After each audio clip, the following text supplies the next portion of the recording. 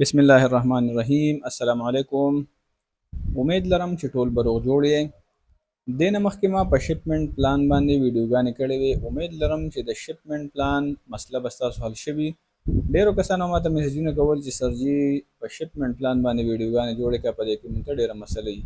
موږ بیا کله یو ته وایو چې موږ شپمنټ پلان کریټ کړه، کله بل ته وایو. نو بس هغه مسله هم ان شاء الله چې ستاسو حل شوي، هر څه په خپل ټایم باندې خوند کوي. ها، نن به مونږه په دې لیکچر کې دا ډسکس کوو چې کله مونږه په خپل امازون اکاونټ باندې سیل وکړو او پیسې پکې زمونږ اکاونټ ته راشي، نو دا پیسې به دې نه مونږه اوس ویدرا کوو څنګه. راځئ چې په دې باندې نن پوه کړم. تاسو به ګوره د سیل کې سیټینګ ته به راشئ. په سیټینګ کې به دلته اکاونټ انفو ته راشئ. اکاونټ انفو باندې چې کله تاسو کلیک کوو که نه، نو د لیپ سیټ ته وګورئ پیمنٹ انفارمیشن. په دې پیمنٹ انفارمیشن باندې به کلیک کې. دلته کې اوس دوه قسمه اکاونټ امازون ته مونږه یو ورکړي او یو به مونږه وروسته ورکوو. یو دی چارج میتھډ اکاونټ. چارج میتھډ هغه اکاونټ دی کله چې مونږه د امازون د اکاونټ کریشن کوو او امازون ته مونږه یو بینک اکاونټ ورکوو چې دا زما د بینک اکاونټ دی او دا زما د بینک سټیټمنټ دی. هغې ته ویل کېږي چارج میتھډ اکاونټ. په هغې باندې امازون زمونږ اکاونټ اکسپټ کړي او زمونږ اکاونټ جوړ شي. اوس دویم نمبر ډیپازټ میتھډ اکاونټ.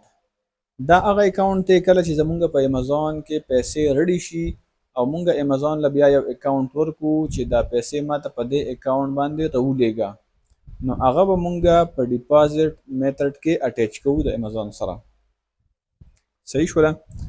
که تاسو په دوبۍ کې څوک پاتې کېږئ، څوک په سعودي کې پاتې کېږئ، نو تاسو له خپل لوکل بینک اکاونټ هم ورکولی شئ، خو بهتره دا ده چې تاسو د پاینیر اکاونټ جوړ کړئ او هغه پکې اټیچ کړئ. ځکه چې تاسو خپل د لوکل بینک اکاونټ ورکړئ، که تاسو ته پیسې لږې لږې راشي خو څه خاص مسله نشته، ټول خلک په دې باندې وډرا کوي لږې لږې پیسې. او که تاسو ته پیسې زیاتې راځي نو بیا به ستاسو نه خامخا بینک والا تپوس کوي. قانون چې کوم دی دلته داسې دی چې مونږ خلک زیات راځو د کار په ویزو باندې، او چې کله مونږ ته داسې د آنلاین پلیټ فارم نه پیسې راځي نو خامخا به دنه بینک والا تپوس کوي چې ایا ستا سره د دې کاروبار لیسنس شته که نشته سره. زموږ سره خو چونکې لیسنس نه زیاتو کسانو سره، نو بهتره دا ده چې د قانون احترام هر ځای کول پکار دي.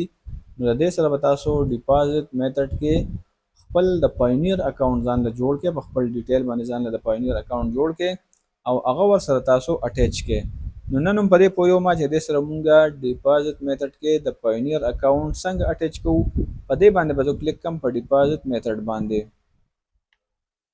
په دې باندې چې ما کله کلیک کوو نو دا ما کولاو کړی دی، خو دا به ستاسو نه دوباره بیا او ټي پي وغواړي، او چې کله او ټي پي تاسو ورکړئ نو تاسو ته به دې ځای ته راشئ.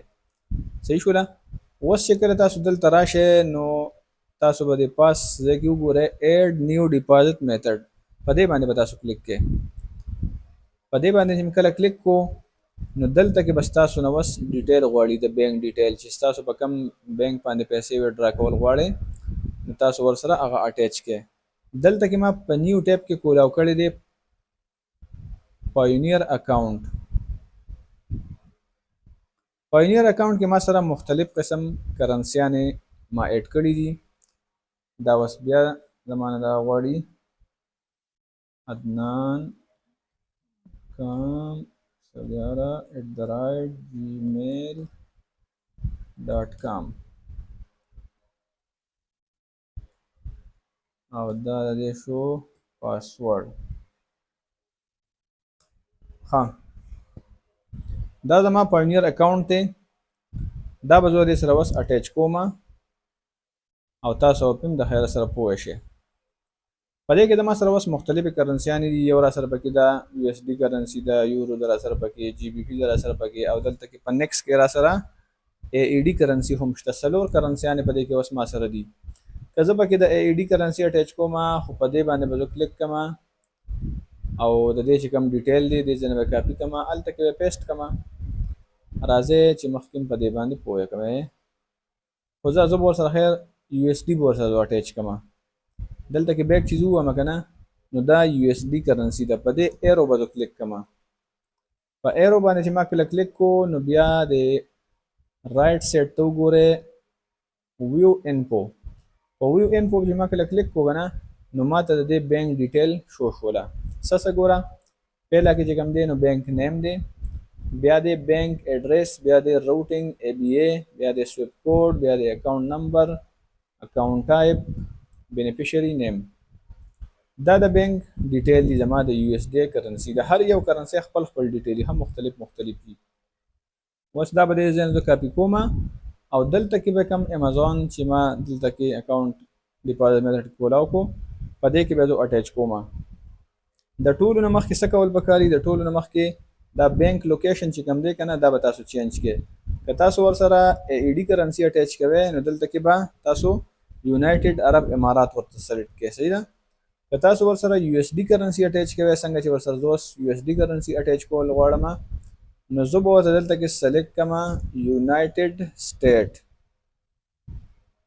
دا یې لاندې نه یونایټډ سټیټ دا ورته ما سلیکټ کو.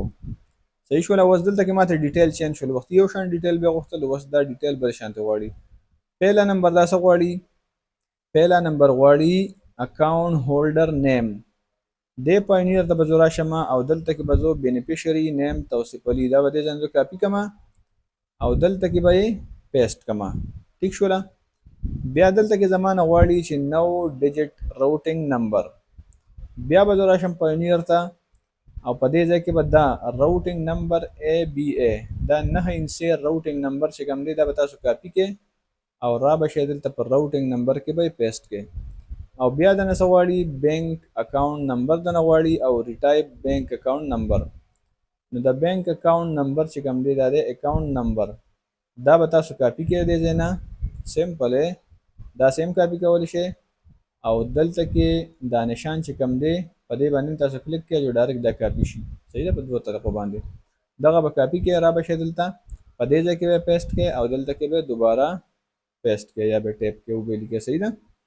دا چې کله تاسو ولیکل نو دلته کې به تاسو دا ایکسپټ په دې بټن باندې کلیک کړئ او دا به دلته کې سیټ ډیپازیټ میتھډ په دې باندې څنګه تاسو کلیک کړئ چې بس تاسو ته به یو ایمیل راشي چې ستا د ډیپازیټ میتھډ کې ستا چې کوم بینک اکاونټ ورکو هغه اپډیټ شو او بیا به تاسو لا یو ټایم پیریډ درکړي چې یا 14 ورځې پسو یا 10 ورځې پسو په دې تاریخ به دغه پیسې چې کومې ریډي شوي دي دا به ستا د اکاونټ ته راشي. صحیح شوله.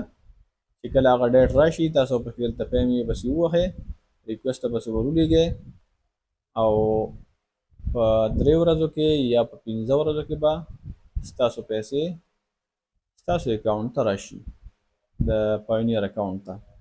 صحیح شوله. اوس ریکویسټ به تاسو څنګه ورلېږئ دلته کې ټوټل بیلنس په دې باندې به تاسو کلیک کړئ چې په دې باندې پوه شئ. بیا به چیرې دا خبره پکې رانه یاره شوله را به شئ ګو ټو پیمنټ له. ګو ټو پیمنټ له چې کله راشئ نو دلته کې به په ناو کې په دې فنډ اویلیبل کې به تاسو وګورئ چې ستاسو سره پیسې ریډي دي او که نه دي. نو که پیسې در سره کله ریډي نو دلته به یو بټن بس ریکویسټ ورکړی شوي هغې باندې به تاسو کلیک کړئ. ستاسو نه به دوباره دا او ټي پي وغواړي او چې کله تاسو او ټي پي ورکړئ دوباره په هغه پیمې بټن باندې کلیک کړئ چې ستاسو پیسې به تاسو ته یو ایمیل راشي چې یور پیمنټ از آن د وے 3 to 5 بزنس ډیز کې به ستاسو پیسې ستاسو اکاونټ ته راشي. ټیک ته امید لرم چې تاسو په دې باندې پوره پوهه شوي یې. که بیا هم چاته څه مسله وي نو تاسو په کمنټ باکس کې تپوس کولی شئ. بالکل چې په څه باندې هم نه یې پوه شوي په هغې باندې به زه د بله ویډیو هم ریکارډ کړم. د بلې ویډیو پورې انتظار کوئ. په الله م سپارم. د الله په امان.